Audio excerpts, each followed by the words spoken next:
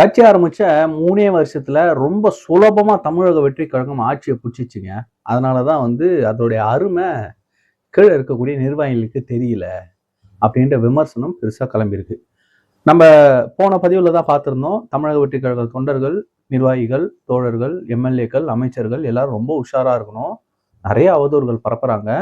அதனால நம்ம செயல்பாடுகள்ல நம்ம சரியா இருக்கணும். அதற்கான எதிர்வினைகள நம்ம எதிர்கொள்ள தயாரா இருக்கணும் அப்படின்றத சொல்லியிருந்தோம். நெறைய இடங்கள்ல வரக்கூடிய செய்திகள் எல்லாமே அவதூறு அப்படின்னு நம்ம எடுத்துக்கிட்டோம்னு வச்சுக்கோங்களேன். அத நான் தெளிவுபடுத்தணும்னு நினைக்கிறேன். ஏன்னா அந்த பதிவிலேயே நெறைய பேர் பார்த்துட்டு சொல்லியிருந்தாங்க. ஜென்யூனா வரக்கூடிய விமர்சனங்கள ஏத்துக்கணும். நீ திமுக மாரி பேசாத அப்படின்னு சொல்லி ஒரு வார்த்தை சொன்னாங்க. ரொம்ப நெருங்கிய நண்பர் ஒருத்தர். அது 100% உண்மை.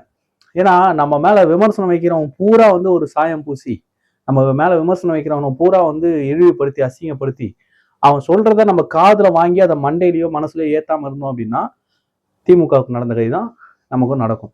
இத நாமளே சுய பரிசோதனை செய்துக்க வேண்டிய ஒரு தருணம்.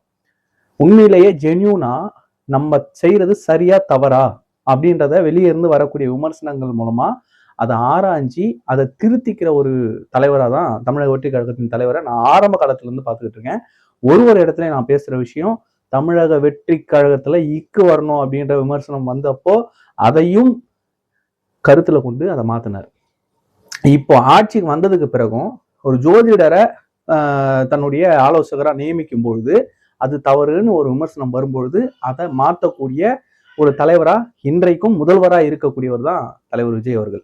ஆனா கீழே ரொம்ப எளிமையா பவருக்கு வந்துட்டோம் அப்படின்னு நினைச்சுக்கிட்டு இருக்கக்கூடிய சிலர் இதெல்லாம் விஷம். நம்ம பல்லு சொத்தையாயிடுச்சுன்னு வச்சுங்களேன், நம்ம பல்லாச்சு அப்படின்னு சொல்லி யாருக்கும் காட்டாம வெளியே சொல்லாம வலியை மறைச்சிக்கிட்டு அப்படியே இருந்தோம்னு வச்சுக்கோங்க, அந்த சொத்தை என்ன ஆகும், மொத்த பல்லையும் கெடுத்துரும், மொத்த பல்லும் சொத்தையாகும், மொத்தத்தையும் கழட்டி தூரம் போட்டு பொக்கையா தான் இருக்கணும். இன்னைக்கு திமுக இருக்குல்ல அந்த மாதிரி. இந்த நிலைமை நமக்கு வரணுமா அப்படின்றத தமிழக வெற்றி கழக தோழர்கள்லாம் முடிவு பண்ணிக்கணும். முக்கியமா விர்ச்சுவல் வாரியர்ஸ். நான் இதுல பாராட்ட வேண்டிய விஷயம் என்னன்னா, நம்ம ஜெயிச்சிட்டோம், நமக்கு நம்ம ஒரு தனிப்பெரும் கட்சியா உருவெடுத்துட்டோம் தெரிஞ்சதுக்கு உடனே நிறைய இடங்கள்ல தமிழக வெற்றி கழகத்துடைய முக்கிய நிர்வாகிகள் செஞ்ச வேலைகளை மற்றவங்க கேட்கறதுக்கு முன்னாடி விர்ச்சுவல் வாரியர்ஸ் கேட்க ஆரம்பிச்சிட்டான். எங்க அண்ணனுக்கு கெட்ட பேர் வந்தது, சும்மா இருக்க மாட்டேன், நீ யாரானா எம்எல்ஏ ஆயிரு, அமைச்சராயிரு, பரவாயில்ல, தலைவருக்கு கெட்ட பேர் வரமா இருந்ததுன்னா முதல்ல நாங்க தான் உங்களை பொழப்போம் அப்படின்னு சொல்லி நிறைய மீம்ஸ் எல்லாம் வர ஆரம்பிச்சு நிறைய இடங்கள்ல அதுக்கு மறுப்பு மன்னிப்பு இதெல்லாம் நம்ம பார்த்தோம்.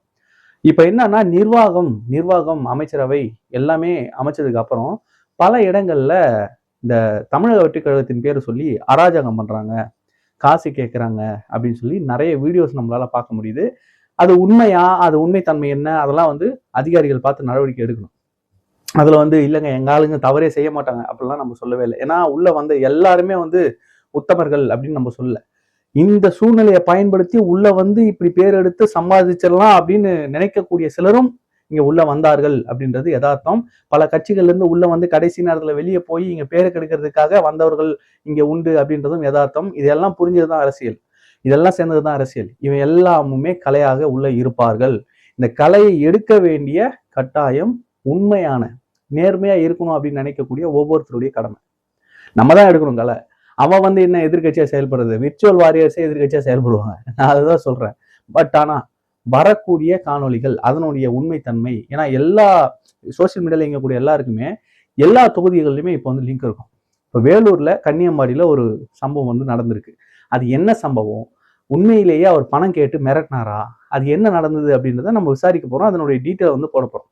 உண்மையிலேயே அவர் மிரட்டப்பட்டிருந்தால், அந்த சூளை வியாபாரி மிரட்டப்பட்டிருந்தால், தமிழக வெற்றி கழகத்தின் பேரை சொல்லி ஒருத்தங்க தப்பு செய்யறான் அப்படின்னா அதை எக்ஸ்போஸ் பண்ற முதல் நானா இருப்பேன். அதை எக்ஸ்போஸ் பண்ற முதல் நானா இருப்பேன், உண்மையிலேயே சொல்றேன். ஏன்னா இது நம்ம வேலூர் மாவட்டம் அருகாமையில நடந்திருக்கு. இதை இன்வெஸ்டிகேட் பண்ண வேண்டியது நம்மளுடைய கடமை. ஏன்னா இந்த ஆட்சி வந்தா நல்ல ஆட்சி மலரும்னு வாக்கு கேட்டு பிரச்சாரம் செஞ்சு நிறைய இடங்களுக்கு போய் திரிஞ்சதுல நானும் ஒருத்தன். சோ எனக்கு முழு உரிமை இருக்கு. தவறு நடந்தா அந்த தவறை சுட்டி காட்ட, இந்த ஆட்சியை சுட்டி காட்டுறது இல்ல. இப்ப இவன் செஞ்ச தவறால தளபதி விஜய் அவர்கள் ஆட்சி நடத்துறது சரியில்லைன்னு அந்த பைத்தியக்காரத்தை நான் பண்ண மாட்டேன். இங்க நடக்கிறது தவறு, அவர் மேல துறை நடவடிக்கை எடுக்கணும் அப்படின்றத நம்ம பேசணும். ஸோ நம்ம லிமிட்ல நம்ம கரெக்டா இருக்கணும், நம்மளுடைய ஆக்டிவிட்டில நம்ம கரெக்டா இருக்கணும். வர விமர்சனங்கள் அது சரியா தவறா அப்படின்றத பகுத்தாய்ந்து, பெரியார் சொன்ன மாதிரி பகுத்தறிவோட பகுத்தாஞ்சி உண்மை இருக்கும் பட்சத்துல அவர்கள் மேல் நடவடிக்கை எடுக்கிறதுக்கான விஷயங்களை நம்மளே செஞ்சிடணும்.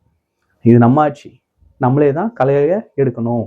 நிறைய இடங்கள்ல நம்ம கேட்டது என்ன அப்படின்னா, எனக்கு கூட நண்பர்கள் ஒருத்தர் சொன்னாங்க, ரெஜிஸ்டர் ஆஃபீஸ் போனோம்பா, இப்போ கூட பாரு 5 நாள் ஆகும்னு சொன்னா முதல்ல டாக்குமெண்ட், நான் ஒரு 2500 செலவு பண்ணேன், அரை மணி நேரத்தில் எடுத்துட்டு வந்து கொடுத்துட்டாங்கப்பா டாக்குமெண்ட், என்னப்பா லஞ்சம் மூடெல்லாம் ஒழிஞ்சிரும் சொன்னேன், பாத்தியா அப்படின்னு சொல்லி ஒருத்தர் வீம்புக்கு பேசினார். நான் கேட்டேன், நீங்க கொடுக்கறத நிப்பாட்டி இருக்கலாம்ல. இந்த இடத்துல எதை கனெக்ட் பண்றாருன்னா ஆட்சியை கனெக்ட் பண்றாரு. Yes, exactly. இந்த ஆட்சியில அதிகாரிகளை கண்டுக்கல அப்படின்னா இது நடக்கும். இப்ப அமைச்சரவை போட்டிருக்காங்க, அந்த பத்திரப்பதிவு துறைக்கு ஒரு அமைச்சரை போட்டிருக்காங்க. அவர் வந்து ரெஜிஸ்டர் ஆபீசஸ்ல இந்த மாதிரி ஏஜென்ட்ஸ் செயல்படுறாங்களா, 4 நாள் ஆக வேண்டிய வேலைன்னா 4 நாள் நீங்க இடம் கொடுத்து நீங்க ஒதுங்கி போகாம எனக்கு இன்னைக்கே வேணும்னு போய் நிக்காம பப்ளிக் முதல்ல நான் காசு கொடுக்க மாட்டேன், இந்த வேலை கவர்மெண்ட் நீங்க செய்ய வேண்டிய வேலைக்கு சம்பளம் கொடுக்குது, நான் ஏன் உனக்கு காசு கொடுக்கணும், 2 நாள் ஆகுமா பரவாயில்ல, நான் பொறுமையா வரேன், 2 நாள்ல எனக்கு முடிச்சு கொடுக்கணும், 2 நாளுக்கு அப்புறம் வேற ஏதாவது கதை சொன்னா நான் புகார் அளிப்பேன் அப்படின்ற ஒரு ஸ்ட்ராங்கான ஒரு மென்டாலிட்டியில மக்கள் நிக்கணும். இது ஒவ்வொருத்தருடைய மக்களுடைய ஆட்சி, இது ஏன் ஆட்சிடான்னு நீங்க மாத்தட்டிக்கணும். தப்பு பண்ற ஒவ்வொருத்தரையும் மக்கள் தட்டி கேட்கணும். இப்படி கேட்க ஆரம்பிச்சா மட்டும்தான் ஒரு மிகப்பெரிய ரெவல்யூஷன் இங்க உருவாகும். இங்க ஆல்ரெடி மக்கள் ஒரு ரெவல்யூஷனை எலெக்ஷன்ல பண்ணிட்டாங்க. இது வரைக்கும் யாருக்கும் நடக்காத ஒரு அதிசயம் இந்த தமிழக வெற்றி கழகத்தை ஆட்சி கொண்டு வந்து மக்கள் செஞ்சிருக்காங்க. அதை அப்படியே மெயின்டைன் பண்ணணும். பாத்தியா, நான் அப்பவே சொன்னேன் இப்படிதான் பண்ணுவாங்கன்ட்டு. பாத்தியா, அதாவது சிலர்லாம் அவங்க கண்ணாடியை பார்த்து பேச வேண்டியதெல்லாம் இப்ப பேசிட்டு இருப்பாங்க. கடந்த ஆட்சியிலும் ஊழல் நடந்தது, இந்த ஆட்சியிலும் ஊழல் நடந்தது, கடந்த ஆட்சியில ஆட்சியாளர்களே இன்னைக்கு பேசிட்டு இருக்காங்க.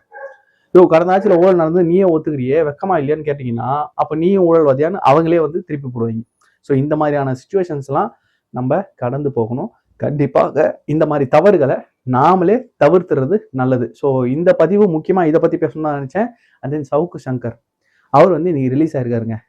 பணம், ஜாதி, மதம் எந்த ஒரு பேரத்துக்கும் அடிபணியாம இந்த மக்கள் இன்னைக்கு வாக்களிச்சு விஜய் அவர்களை வெற்றி பெற வச்சிருக்காரு.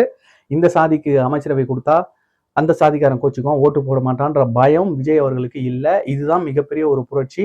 திமுக அதிமுகன்னு மோனோபொலியா இருந்த இந்த அரசியல்ல நான் இருக்க மாற்றத்துக்குன்னு சொல்லி ஒரு முக்கியமான மக்கள் மனதில் இடம் பிடிச்சி நீங்க ஆட்சியை பிடிச்சிருக்கான்னு சொல்லி சவுக்கு சங்கர் வெளியே வந்தோடனே பாராட்டியிருக்கார். இந்த அரசுக்கு நன்றி தெரிவிச்சிருக்காரு.